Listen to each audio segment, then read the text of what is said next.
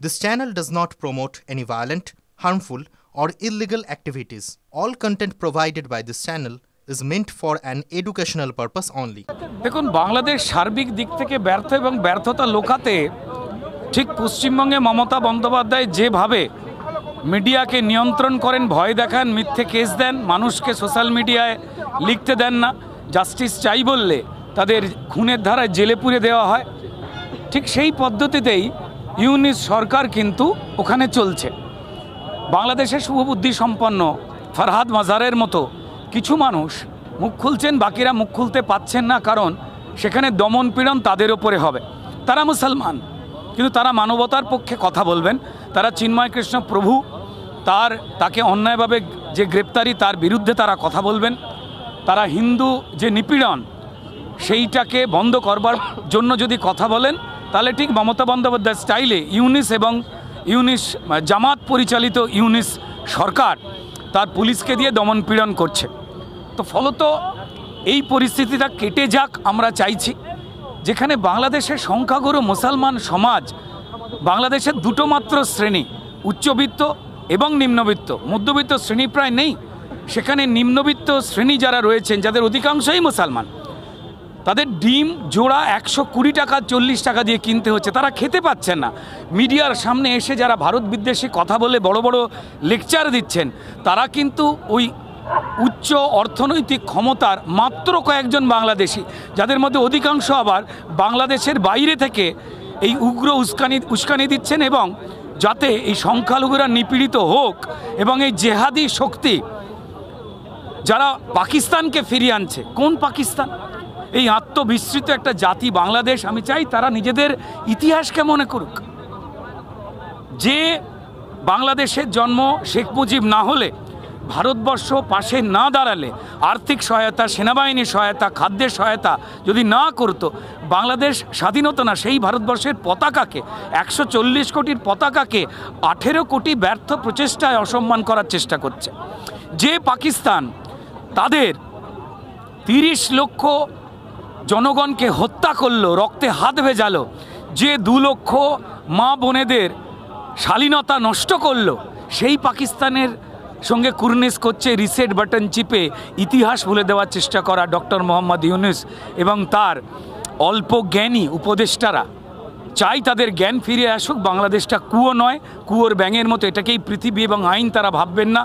তারা তাকিয়ে দেখুন যে ভারতবর্ষের পাশে পৃথিবীর অত্যন্ত শক্তিশালী দেশ, যাদের নিজেদের মধ্যে বিরোধ, তারা সবাই একসঙ্গে রয়েছে। প্রায় 50টার উপরে মুসলমান কান্ট্রি, তারা কেউই বাংলাদেশের এই অসভ্যতামী অরাজকতার পক্ষে তারা কথা বলছেন না। চাইব প্রতিবেশী রাষ্ট্র হিসেবে শক্তিশালী ভারত এটাই চায়, ভারতবাসীরা এটাই চায়, সে দেশের সংখ্যালঘুরা, হিন্দু এবং অন্যান্য যারা রয়েছেন, তারা নাগরিকের সম্মান নিয়ে সঠিক ধর্ম পালন এবং জীবনযাত্রায় যাতে তারা বেঁচে থাকুক।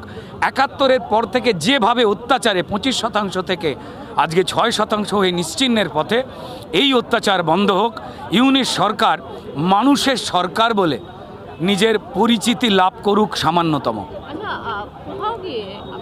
বিজেপি করছেন, ধর্মটাকে সামনে আনছেন, আবার তৃণমূল কংগ্রেস তারা সংখ্যালঘুদের তোষণ করছে। কলকাতায় বা পশ্চিমবঙ্গে কর্মসংস্কৃতি ভুলে আপনারাও সমস্ত রাজনৈতিক নেতা যারা রয়েছেন, তারাও সেই ধর্মটাকে প্রাধান্য দিচ্ছেন না। অবশ্যই দেখুন, প্রথম কথা হচ্ছে, আপনি যদি পশ্চিমবঙ্গে না 34 বছর ধরে সিপিএম একটা ঘটনা ঘটাবার চেষ্টা করেছে, সেটা হচ্ছে পরিষ্কার। আপনি যদি আল্লাহু আকবার করে আপনি যদি নামাজ পড়েন, তো তাহলে আপনার উদ্দেশ্যে বলা হবে আপনি ধর্মপ্রাণ। আর হিন্দু যখন জয় শ্রীরাম, জয় শ্রীকৃষ্ণ, জয় শ্রী রাধা মাধব বলবে, তখন তাকে বলা হবে উগ্র হিন্দুত্ব। এই ধারণা থেকে আমাদের বেরিয়ে আসতে হবে। কর্মসংস্কৃতি একটাই জিনিস। এই যে গুকেশ, যে ছেলেটি দাবাতে বিশ্ব চ্যাম্পিয়ন হলো, তার কপালে সে তিলক দিয়ে গড়ে, এটা আমার সংস্কৃতি। আমি হিন্দু বলতে গিয়ে লজ্জা কেন হবে? এটা বামপন্থীরা তৈরি করেছে এবং তাদের আসল উদ্দেশ্য 2 তারিখে মোহাম্মদ সেলিমের নগ্ন মৌলবাদী পোস্ট। তিনি ভারতের আইনের ওপরে কোরআনকে রাখলেন। তিনি বললেন 2 তারিখে বাবরি মসজিদ নিয়ে সুপ্রিম কোর্টের রায়তে ভার্ডিক্ট বেরিয়েছে, ইনসাফ নয়। তিনি এবং ববি হাকিম একই রাস্তায় হেঁটে কথা বলছেন, মুসলমান উগ্রবাদী শক্তিকে জাগাবার চেষ্টা করছেন, ভোটের স্বার্থে চেষ্টা করছেন। গর্বিতভাবে হিন্দু যদি হিন্দুকে বলে, যার সমস্যা হয় তিনি ভেজাল, তার সমস্যা রয়েছে। আমরা কাজ করব না। যদি আমরা দক্ষিণ ভারতে দেখি, প্রত্যেকটি ফিল্ম স্টার, প্রত্যেকটি অধ্যাপক, প্রত্যেকটি ডাক্তার, প্রত্যেকটি সায়েন্টিস্ট, তারা নিজেদের হিন্দুত্ব পালন করে তার একই সঙ্গে তারা কাজে যাচ্ছে, তাতে অসুবিধে কোথায়? আর ববি হাকিম যেখানে বলছেন খেতে পাই আর না পাই, ওই সিদ্দিকুল্লাহ চৌধুরীর বার্তায় এই জামাতে এই আপনার দাওয়াতে ইসলামের বার্তা দেওয়া ববি হাকিম বলছেন জনসংখ্যা বাড়াতে হবে। আরে আপনারা তাদের বলছেন না ডাক্তার বানাতে হবে, ইঞ্জিনিয়ার বানাতে হবে, সাংবাদিক বানাতে হবে, অধ্যাপক বানাতে হবে, মুরগির বাচ্চার মতো উঠোনে তারা ঘুরবে আর খেতে দেবে আল্লাহ? এটা কি হচ্ছে? রাত জাগবেন আপনি, দোষ হবে আল্লাহর। আর তার উপরে মমতা বন্দ্যোপাধ্যায় মুসলমান ধর্মকে কি অপমানটাই না করলেন। তিনি মুসলমানদের ট্যাক্সের টাকায় মুসলমানদের জিজ্ঞাসা না করে হিন্দুদের ভগবান মূর্তি পূজা বানাবার মন্দির করে দিয়ে মুসলমানদের চূড়ান্ত অপমান করলেন। এটা মুসলমানরা ক্ষমা করবে না যে তাদের টাকায় মন্দির বানানো হচ্ছে।